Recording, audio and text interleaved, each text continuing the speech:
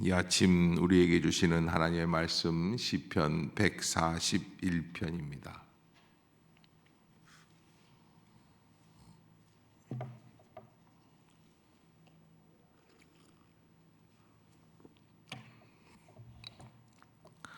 한 절씩 교독하겠습니다. 여호와여, 내가 주를 불러싸우니 속히 내게 오시옵소서. 내가 주께 부르짖을 때에 내 음성에 귀를 기울이소서.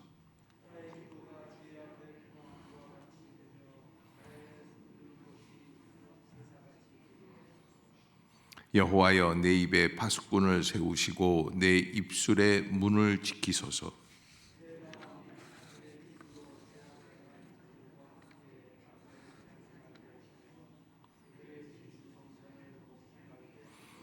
의인이 나를 칠지라도 은혜로 여기며 책망할지라도 머리에 기름같이 여겨서 내 머리가 이를 거절하지 아니할지라. 그들의 재난 중에도 내가 항상 기도하리로다.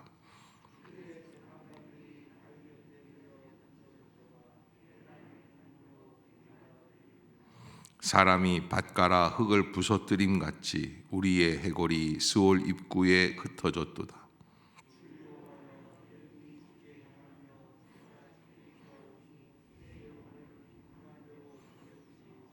나를 지키사 그들이 나를 잡으려고 놓은 올무와 악을 행하는 자들의 함정에서 벗어나게 하옵소서. 악인은 자기 그물에 걸리게 하시고 나만은 온전히 면하게 하소서. 아멘. 할렐루야. 이 아침 죄전을 찾으신 여러분들에게 하나님의 은혜와 평강이 함께 하시기를 축복합니다. 오늘 시편 141편, 하나님의 마음에 합한 이 다윗이라고 하는 이 사람, 다윗은 하나님께서 사무엘 선지자가 왜 이 사람을 하나님께서 선택하시려 하십니까? 라고 하는 것을 물을 때 뭐라고 그러셨어요?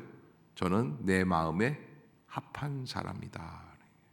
키도 좀 자그마하고 아직 여러 가지 자격이 부족함에도 불구하고 하나님께서는 다윗을 어린 시절에 선택하시면서 그는 내 마음에 합한 사람이다. 그 합한 사람이라고 하는 다윗의 마음은 어떤 마음이었을까? 저는 다윗이라고 하는 사람은 하나님을 가장 소중히 여기는 사람이었다. 저는 그렇게 생각을 합니다.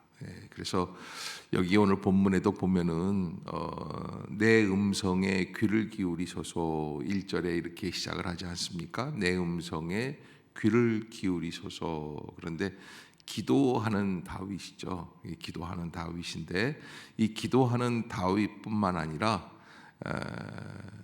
10절에도 보면은 다윗이 어떠한 마음을 갖고 있는가? 악인은 자기 그물에 걸리게 하시고 그 다음에 누구만은 나만은 온전히 면하게 하소서. 그러니까 어떻게 보면은 너무 자기중심적 아닌가? 그런데 다윗이 왜 이런 고백을 할 수 있었는가 하면 자기만이 하나님을 경외하고 자기만이 하나님을 높이려고 하는 마음이 있는 사람인 것처럼 굉장히 어떤 면에서 자기중심적이죠.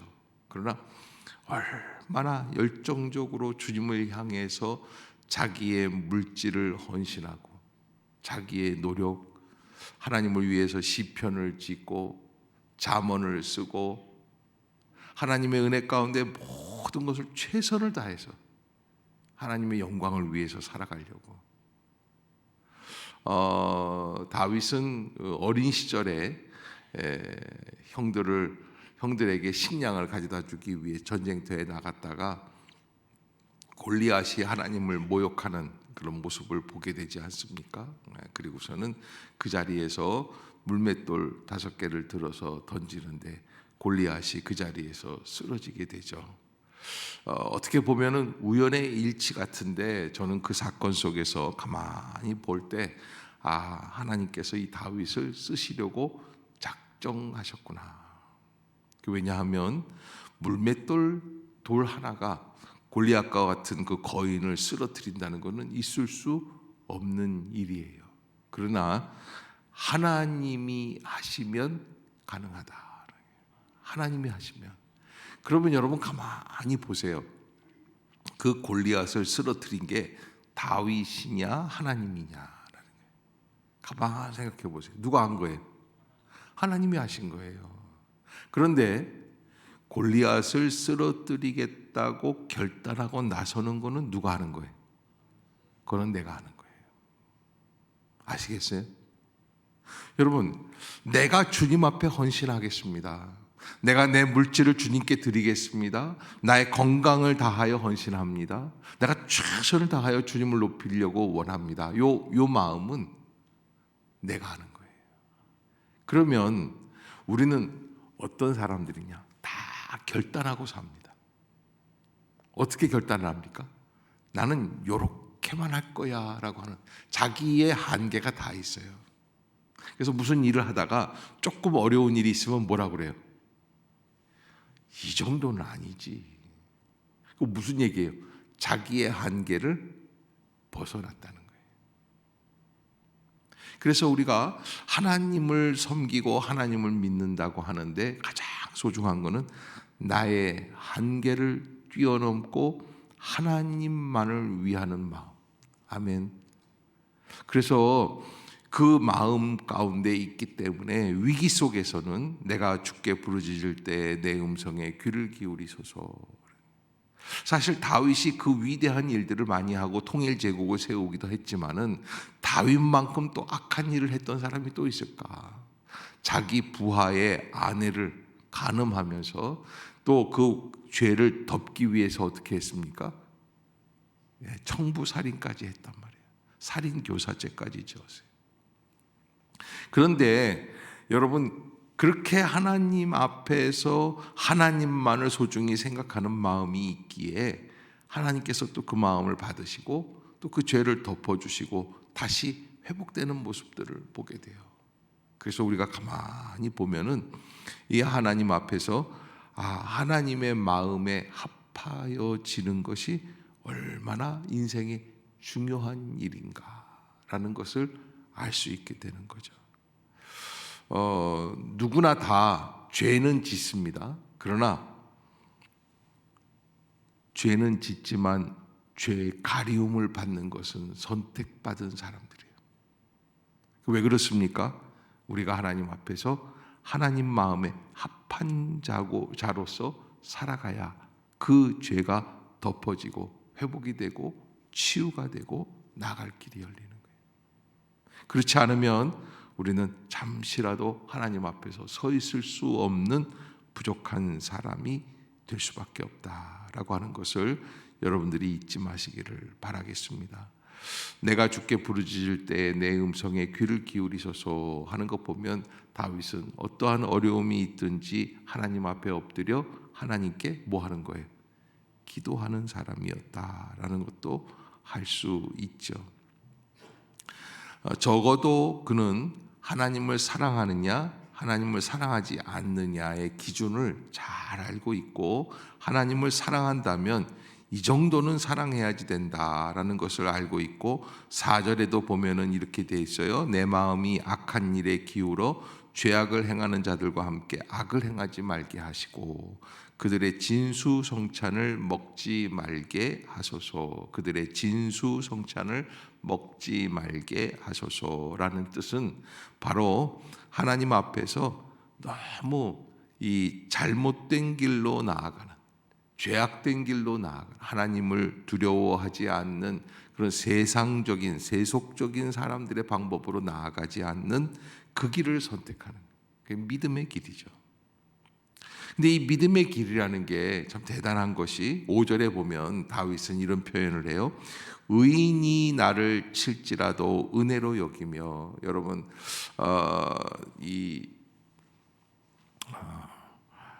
바세바의 남편 우리아를 죽였을 때 하나님께서 나단 선지자를 통해서 어떻게 하십니까?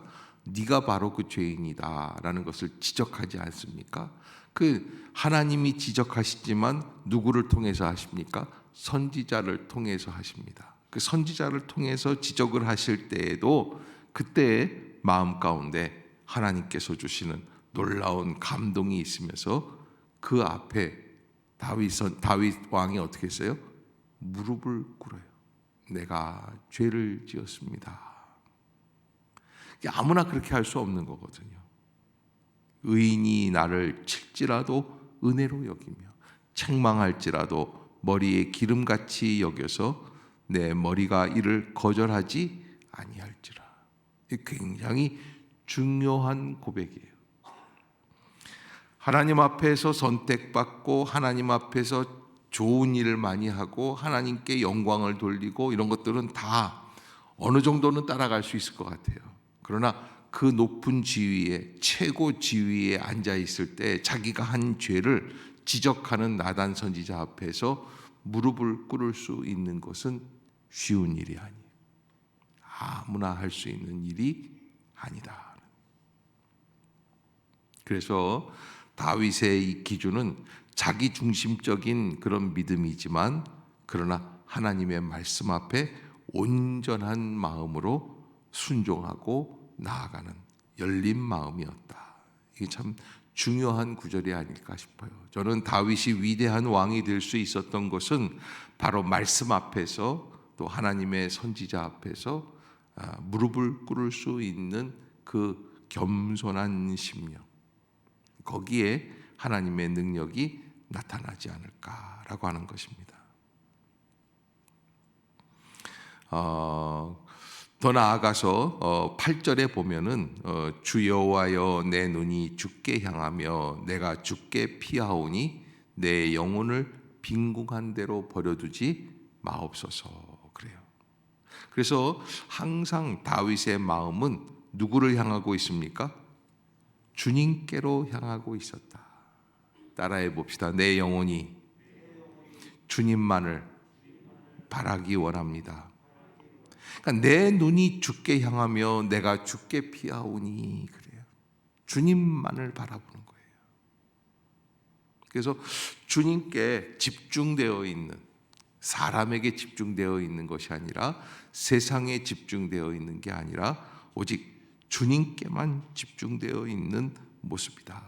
다윗이, 많은 사람들이 다윗이 갖고 있었던 것 때문에 다윗을 부러워합니다. 다윗이 갖고 있었던 금은 보화, 다윗의 전 재산, 다윗이 하나님께 드렸던 금은 보화만 해도 1조가 아니라 100조가 아니라 1000조가 아니라 10,000조가 넘는다는, 뭔 얘기인지를 아는지 모르겠어요. 여러분, 그런데 사람들은 그 다윗이 갖고 있었던 그런 금은 보석 때문에 다윗이 위대한 사람인 줄 알지만 세상 사람들은 그래요. 그 사람의 재산이 얼마냐. 그래서 항상 하는 얘기가 삼성의 이재용 회장이 돈이 얼마냐 이런 거 하지 않습니까? 그런데 그걸 10대 부자다, 100대 부자다 이렇게 하면서 저 사람이 위대한 사람이다. 그러나 그런 것들로 인해서 다윗이 위대해지지는 않아요. 다윗이 위대함은 그의 모든 것이 누구를 향하여 있었다? 하나님만을 향하여. 거꾸로 얘기하면요, 그의 모든 것이 하나님만을 향하여 있는 그 다윗에게 하나님은 그 큰 재물을 허락하시는 거예요. 아멘. 아시겠어요? 여러분, 우리가 어떤 사람이 어떻게 복을 받느냐라는 것을 깊이 묵상해 볼 필요가 있어요. 그래서 세상적인 방법 말고 하나님을 사랑하며 하나님을 믿으며 나아가는 사람이 하나님 앞에서 복을 받기 위해서는 어떻게 해야 될까? 가장 하나님 앞에서 나의 영혼이 하나님만을 바라보는. 그래서 항상 보면은 우리는 선택을 하며 살게끔 돼 있어요. 그래서 나를 위한 길과 하나님을 위한 길, 이 두 사이에서 선택을 하게끔 되어 있습니다. 근데 이 선택을 할 때 다윗은 누구의 길을 선택하는 거예요? 하나님을 위한 길을. 그래서 하나님이 그 손에 쥐어주시는 거예요. 그러기에 다윗은 항상 하나님 앞에서 내 눈이 주께 향하며 주께 피하겠습니다. 내 영혼을 빈궁한 대로 버려두지 마옵소서. 전적으로 하나님만을 바라볼 수 있는 그 마음을 가지고 살아갈 수 있었다.